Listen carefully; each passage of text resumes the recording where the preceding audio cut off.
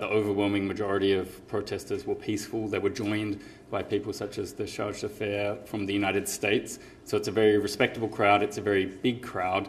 And Ms. Kroes will continue to support ongoing protests against this planned tax.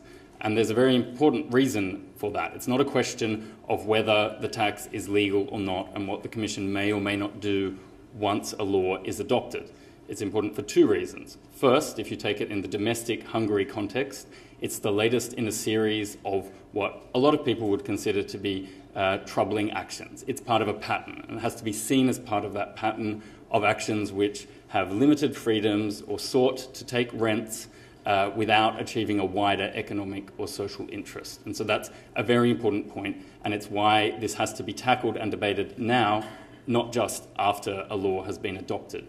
But one thing that was very clear that Neelie and her cabinet made clear to me is that we need to look at the bigger objective, the bigger issue at stake here. And that is when you're dealing with something like the internet, which is a global common resource, when you're someone like Neelie Kroes and the Commission who have for 5 years tried to get more people to go digital, it's not okay to try and push people off the internet through taxes that won't work. And this is a tax that won't work in addition to being a tax that is bad in principle. And the reason it won't work is that it's unilateral, and you can't do that when you're dealing with something that is global, such as the internet.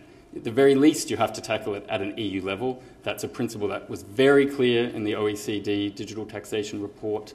It's very clear in the work that the Commission has been trying to do.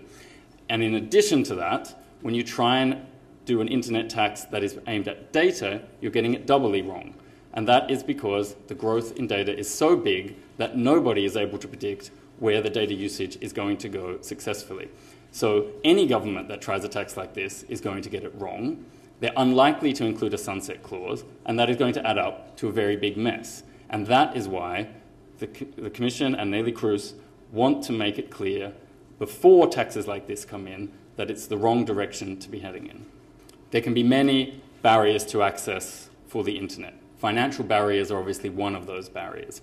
So yes, we've heard that Mr. Orban plans to cap the tax. That's something that was pre-communicated or predicted by many people before the protest on Sunday. So the method that the Hungarian government tends to use in taxes or laws like this is that they announce a very, very tough version, they wait for the initial reaction, which is very negative, and then they appear to moderate the action by polishing it a little bit. Or once something has been offered as a draft law, when it actually gets through the final stage of the parliament, it's a slightly moderated law in the hope that protests and complaints and people's concerns will fade away.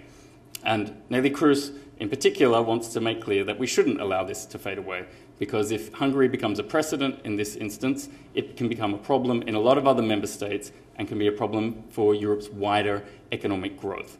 So what we see in Hungary is a situation where Hungary is below the EU average in virtually every single digital indicator. And the digital part of the economy is probably the main thing keeping Europe out of recession right now. So taxing that in a country that is already below the average on digital indicators is a particularly bad idea. And so that is why there's a general point that Neelie wants to make, and then there is a Hungary-specific point that needs to be made regardless of that wider point. So, of course, you see very, very strong words and strong language from Ms. Kroes. She spent 5 years trying to get people digital. She's hardly going to stand by and watch people act in a way that she feels is very, very contrary to those goals.